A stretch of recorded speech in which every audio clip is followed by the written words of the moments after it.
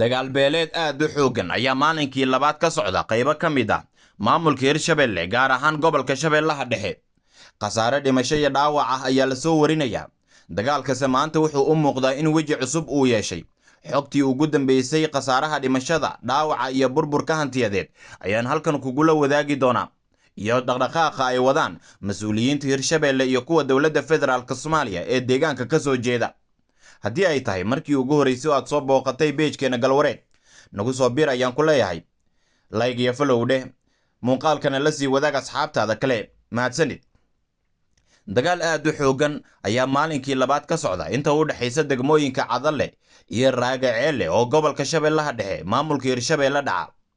dagaalkan ayaa waxa uu soo bilowday shalay waxaana uu u dhaxeeyaa laba beelood oo halkaasi wada dega, iyadoo wararku ay sheegayaan in khasaare dhimasho iyo dhaawac ah oo aad u badan uu ka dhashay dagaalkan, waxaana la xaqiijiyey ilaa iyo iminka 20 qofood oo dhinacyadii dagaalamayay u badan in halkaasi ay ku geeriyoodeen, tobannaan kalena dhaawacyo ay qabaan, qaarkoodna xaaladooda dhaawacyada ay culus tahay oo dagaalkaasi uu sababay.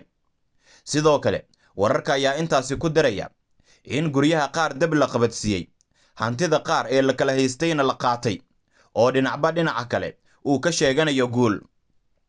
muuqaal argagax leh oo lagu baahiyey baraha bulshada ayaa muujinayay in mid ka mid ah dhinacyada dagaalamaya uu aad iyo aad u muujinayay in guul ay gaareen, isla markaana ay ku hanjabayeen in dagaalka ay sii wadi doonaan. arrintan doorkii ugu habboonaa ayaa lagu eedeeyey inaysan ka qaadan mas'uuliyiinta maamulka Hirshabelle iyo kuwa dowladda dhexe ee Soomaaliya, waxaana loogu baaqay in si degdeg ah ay uga shaqeeyaan sidii ciidamo loo kala dhexdhigi lahaa dhinacyadan dirirta ay u dhaxayso. madaxweynaha Hirshabelle, ku-xigeenkiisa, saraakiil ciidan iyo mas'uuliyiin kale oo ka tirsan dowladda federaalka Soomaaliya ayaa soo saaray baaq ku kooban oo keliya qoraal. sidoo kale wasaaradda arrimaha gudaha federaalka iyo dib u heshiisiinta ayaa iyaduna dhaafi weysay in dhowr sadar oo qoraal ay soo dhigto boggeeda gaarka ah ee Facebooka. laakiin dadka deegaanka ka soo jeeda ayaa walaac xooggan ka muujinaya arrintan, iyagoo u arka in qoraal aysan waxba ka bedeli karin xaaladdan. ilaa iyo iminka odayaasha deegaanka labada dhinac oo isku dayay in xiisadda ay qaboojiyaan aysan u suuragelin, waxaana u muuqda dadka dagaalamaya in dhinacba dhinaca kale ay qasab tahay inuu midkood adkaado. sidoo kale hub urursi ayaa la sheegayaa in deegaanada qaar ay ka bilowdeen si loogu taageero dhinacyada ku dagaalamaya Raagaceelle iyo Cadalle inta u dhaxaysa. dagaal beeleedyadan waxay ka mid yihiin kuwa dhibaato xooggan ku haya guud ahaanba Soomaaliya.